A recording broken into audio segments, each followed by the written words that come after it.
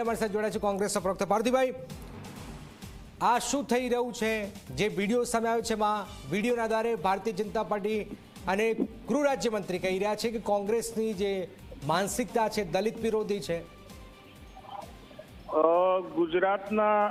ગુજરાત રાજ્યના ગૃહમંત્રીનું મને એવું લાગે છે કે જે પ્રકારનું નિવેદન આપી રહ્યા છે તો એ સરકારના આંકડા નથી જોયા. ઉનાકાંડથી લઈ અને આપણે થાનગઢ કાંડ સુધીની ઘટનાઓ તેમની સરકારમાં જોઈ છે. એ દલિત સમુદાયની અનુસૂચિત સમુદાયની વાત ન કરે તો જ સારું છે, કારણ કે જો આંકડા ને ફિગર્સ તમારી પાસે સરકારના મૂકીશ તો છેલ્લા કેટલાય વર્ષોમાં કેટલી સ્કોલરશીપમાં ઘટાડો કર્યો, જે લાભ મળવા જોઈએ તેમાં કેટલાય લોકોને વંચિત રાખવામાં આવ્યા. આપણે જોયું કે ભારતીય આંકડા તમારા જોડે છે ને આંકડા અમારી પાસે પણ છે. આંકડાની વાત નથી કરતો પાર્થિભાઈ, એક મિનિટ. આ જે વિડીયો જે છે એમાં જે કર્મચારી છે, મહિલા કર્મચારી, તમે ખુરશી ખેંચી લો છો, એનું એક પદ છે અને એક ગરિમા છે, અને તમે આ રીતે જયારે ખુરશી ખેંચી લો ને આ રીતે વાત કરો એ વાત છે. તમે જયારે મારું નિવેદન લેવા માટે મને ફોન કર્યો છે તો પહેલા મારી વાત સાંભળજો કે જે ઘટના બની દુઃખદ છે. પ્રથમ પ્રશ્ન એ છે કે ખરેખર જે વ્યક્તિએ ખુરશી ખેંચી તે વ્યક્તિનું ઇન્ટેન્શન શું હતું, જાણી જોઈને ખેંચવામાં આવી કે ભૂલથી કરવામાં આવી? કારણ કે આ ઘટનાના તુરંત બાદ એ વ્યક્તિએ બેન જોડે માફી પણ માંગી છે, સ્પષ્ટપણે બેન જોડે માફી પણ માંગી છે. અને ત્યાં જેટલા લોકો હાજર હતા એ બધાએ કીધું કે ભાઈએ બેન જોડે માફી માંગી છે. એટલે સ્પષ્ટપણે એ વિચારવું પડશે કે એ વ્યક્તિનું ઇન્ટેન્શન શું હતું. શું એનો ઇન્ટેન્શન કોઈને અપમાનિત કરવાનો હતો, નુકસાન પહોંચાડવાનો હતો, કે આ ભૂલ માત્રથી થયું છે? કારણ કે તમે જોશો કે પેલા જે પાઘડીવાળા ભાઈ છે એ પણ ઉભા થઈને જઈ રહ્યા છે અને એ દરમિયાન ખુરશી ખેંચાઈ ત્યારે ક્યાંક ને ક્યાંક કદાચ એવું બન્યું હોય કે આ પ્રેસ કોન્ફરન્સ પૂર્ણ થવાના આરે હોય અને એવું લાગ્યું હોય કે કદાચ આ પૂર્ણ થવાના આરે છે, ત્યારે આ કંઈક ભૂલથી થયું હશે.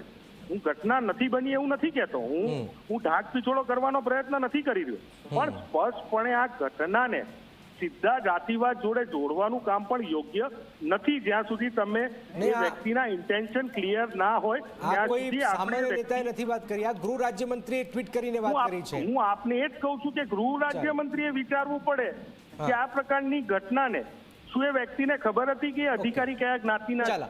યજ્ઞેશ તમે જોડાઈ ગયા છે. યજ્ઞેશભાઈ, આ શું થઈ રહ્યું છે? કેમ તમે કોંગ્રેસને દલિત વિરોધી કહી રહ્યા છો?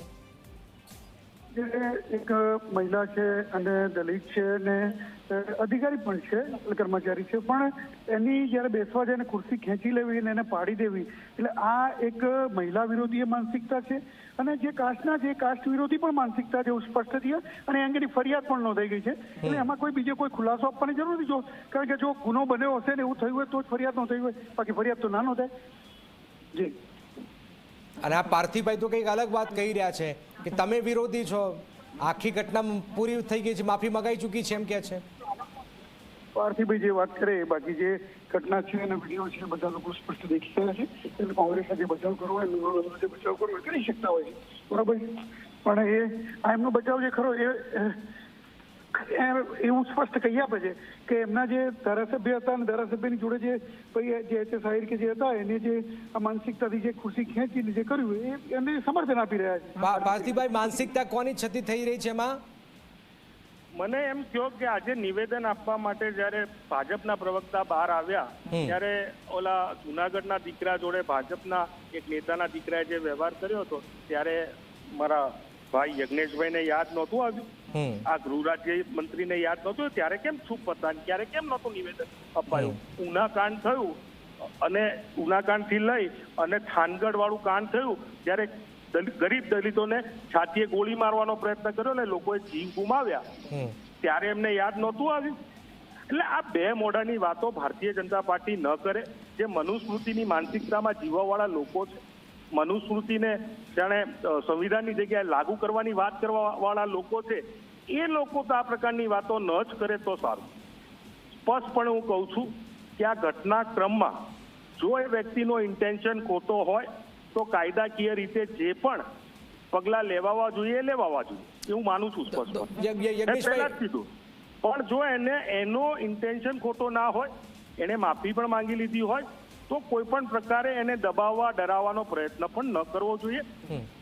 આખા મુદ્દાને હું એમ કહું છું કે ઘટનાક્રમમાં મેં પહેલા જ્યારે પણ તમે મારું નિવેદન પૂછ્યું એની શરૂઆતમાં જ મેં કીધું હતું કે તમે એ વ્યક્તિના ઇન્ટેન્શન ઉપર જાઓ. ઇન્ટેન્શન એનો ખોટો હોય તો ભલે એને ખોટો હોય તો એ સજા ભોગવે, જી. ખોટો ના હોય તો ખોટી રીતે ફસાવવામાં. બિલકુલ, ચાલો બંનેનો આભાર. પણ આપ જોઈ રહ્યા છો કે S.H. આહિરની ધરપકડ પણ કરાઈ છે. અગાઉ પણ વિવાદમાં આવી ચૂક્યા છે આ H.S. આહિર. આપ જોઈ રહ્યા છો કોંગ્રેસના નેતાની હાજરીમાં જ મહિલા કર્મચારીનું અપમાન થયું છે. ગૃહ રાજ્યમંત્રી હર્ષ સંઘવીએ આ મામલે કોંગ્રેસ પર પ્રહાર કર્યા છે. ગૃહ રાજ્યમંત્રીએ કહ્યું છે કોંગ્રેસ જે છે એ દલિત વિરોધી છે. આપ જોઈ રહ્યા છો એક મહિલા કર્મચારી ઊભા થયા, પાછળથી ખુરશી ખેંચી લેવામાં આવે છે અને પછી થોડો આક્રોશ થાય છે અને ભારતીય જનતા પાર્ટીએ વિરોધ કર્યો છે. ઇવન ગૃહ રાજ્યમંત્રી પણ કોંગ્રેસ પર પ્રહાર કર્યા છે અને કોંગ્રેસને દલિત વિરોધી પાર્ટી જણાવી છે.